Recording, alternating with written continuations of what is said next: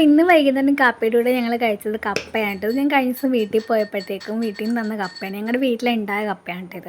അപ്പം ഞാൻ അമ്പാടി ക്ലാസ് കഴിഞ്ഞ് വന്നപ്പോൾ കപ്പ വേസ്റ്റ് കൊടുക്കാമെന്ന് വിചാരിച്ചു. അപ്പോൾ ഇത് ഞാൻ കുഞ്ഞായിരുന്നപ്പോഴത്തേക്ക് അച്ഛൻ ഇതുപോലെ കപ്പയുടെ തൊണ്ടുകൊണ്ട് എനിക്ക് പല്ലൊക്കെ ഉണ്ടാക്കി തരുമായിരുന്നു. അപ്പോൾ എനിക്ക് പെട്ടെന്ന് കപ്പ ഇങ്ങനെ മുറിച്ചുകൊണ്ടിരുന്നപ്പോൾ അത് ഓർമ്മ വന്നപ്പോൾ ഞാൻ അവനെ അതുപോലെ ചെയ്ത് കൊടുത്തു. അപ്പം അമ്മടിക്ക് ഭയങ്കര ഇഷ്ടമായിട്ടോ.